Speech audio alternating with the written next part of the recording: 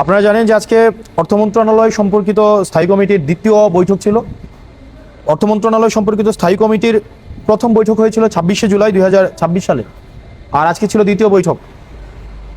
প্রথম বৈঠক যখন হয়, প্রথম বৈঠকে আপনারা জানেন এই কমিটিটি খুবই একটা গুরুত্বপূর্ণ একটা কমিটি।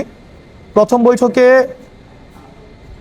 সরকার দলীয় কিছু সদস্য এই গুরুত্বপূর্ণ মিটিংয়ের এজেন্ডা বা আমাদের স্টাডি ম্যাটেরিয়াল আগে থেকে প্রোভাইড করা সত্ত্বেও প্রথম মিটিংয়ে এসে বলেছিল ওনারা প্রস্তুতি নিয়ে আসেন নাই, মিটিং টাইম কমায় দেওয়া হোক, দ্রুত করা হোক, এবং এক ধরনের তাড়াহুড়া ছিল এবং প্রথম মিটিংটা এক ধরনের 1 ঘন্টার মধ্যে একটা আনডিসকাসড হাফ পার্শিয়ালি ডিসকাসড অবস্থায় মিটিংটা কমপ্লিট করা হয়।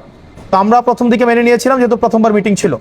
আজকে দ্বিতীয় মিটিংয়ে এসেও আপনারা দেখেছেন আজকে দ্বিতীয় মিটিংয়ে আমাদের যে এজেন্ডা ছিল, আমাদের গুরুত্বপূর্ণ এজেন্ডা ছিল আজকে প্রথম মিটিংয়ের সিদ্ধান্ত নিশ্চিতকরণ, আমাদের এনবিআর এর যে কাঠামোগত সংস্কারের বিষয়ে আলোচনা হওয়ার কথা ছিল, ট্যাক্স জিডিপি নিয়ে আলোচনা হওয়ার কথা ছিল, কিন্তু আমরা দেখেছি মিটিং শুরু হতে না হতেই মাননীয় অর্থমন্ত্রী পজিটিভ ছিলেন, কিন্তু সরকার দলীয় একাধিক সদস্য আমরা দেখেছি আবারই একই কথা যে মিটিং তাড়াতাড়ি শেষ করা হোক, এটা আরেকদিন আলোচনা করা হোক, আবার অন্য মিটিং আছে তাদের। এভাবে এই মিটিংয়ের যে গুরুত্ব, আমরা মনে করি এই মিটিংয়ের গুরুত্বের সাথে এক ধরনের এই মিটিংকে অবহেলা করা।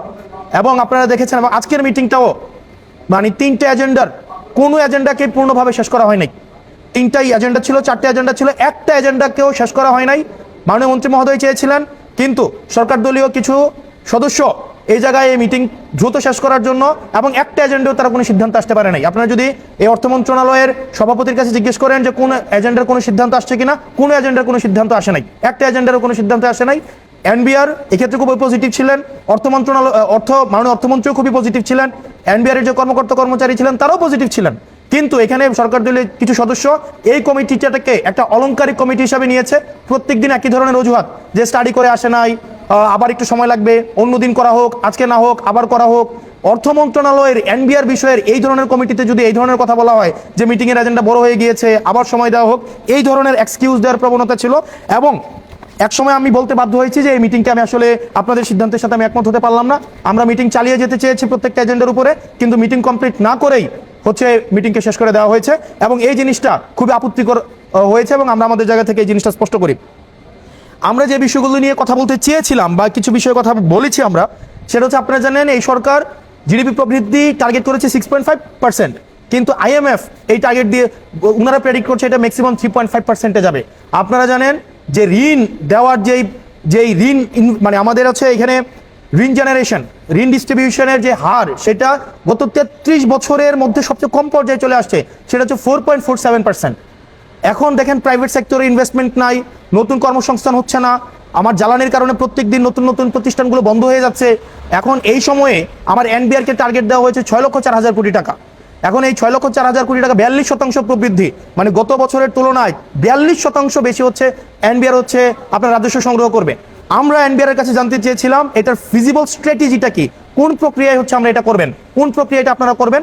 এবং এনবিআর যেই প্রেজেন্টেশন দিয়েছিল প্রথম অংশে, সেখানে মনে হয়েছিল দেখেন আমাদের দেশে অলরেডি যারা ট্যাক্স দেয় তাদের উপরে আবার ট্যাক্স আরোপের একটা বিষয় থাকে এবং তাদেরকে বারবার এই যে ট্যাক্স মাল্টিপ্লিকেশনের মধ্য দিয়ে তাদেরকে আবার বার্ডেন ক্রিয়েট করা আমাদের কাছে মনে হয়েছে।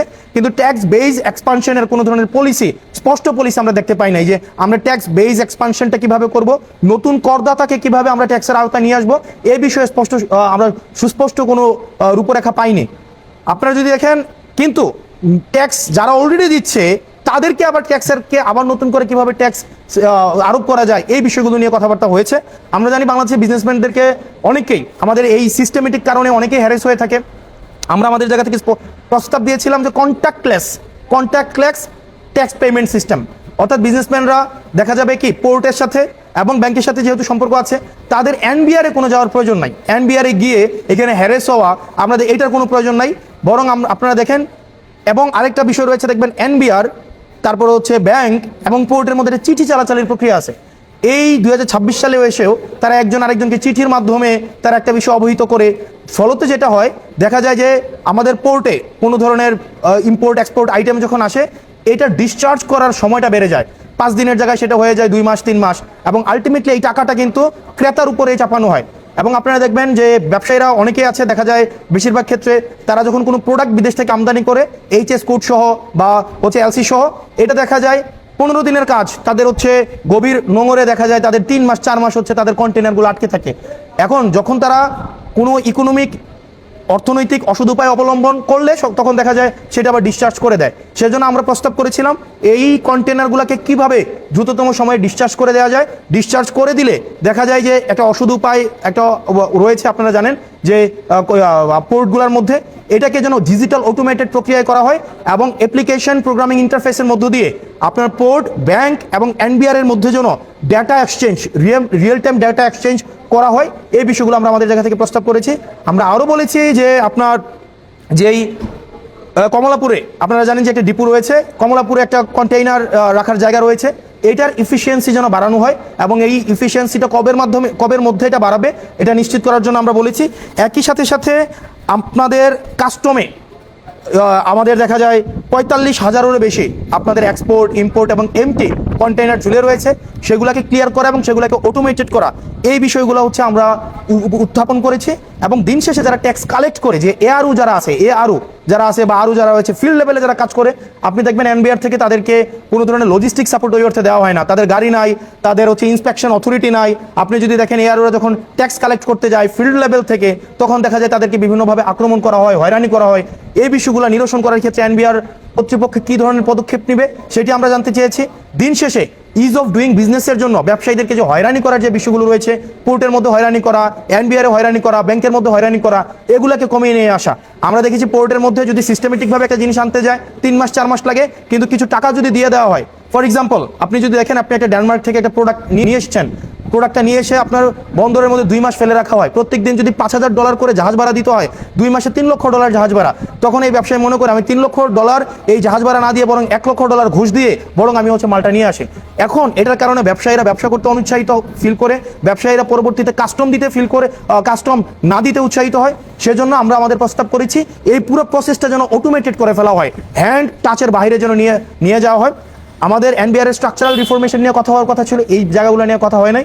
এবং আলটিমেটলি এই কমিটিগুলোকে যদি এভাবে ডিসফাংশনাল রাখা হয়, এই কমিটিগুলোকে যদি ফাংশনাল না করা হয়, সেটা আসলে আমাদের জন্য দুঃখজনক হবে। এবং এক ধরনের একটা হাউস কমিটি করা হয়েছিল, একই ধরনের অবস্থা, হাউস কমিটির মিটিং হয়েছে 2টা, আর বাকি জিনিসগুলো হচ্ছে সরকার দল নিজের মতো করে কোনো মিটিং ডাকা হয় না। এই অফিস বরাদ্দ বা অন্যান্য যে স্ট্রাকচারাল বিষয়গুলো রয়েছে, আমাদের এই পার্লামেন্টের ইজ অফ ডুইং বিজনেসটা যেন সহজ হয়, সেটার এই ধরনের কোনো মিটিং এখানে হয় না। এক ধরনের সরকার দল নিজের মতো করে এই সিদ্ধান্ত নেয় এবং এক ধরনের চাপিয়ে দেওয়ার প্রবণতা রয়েছে।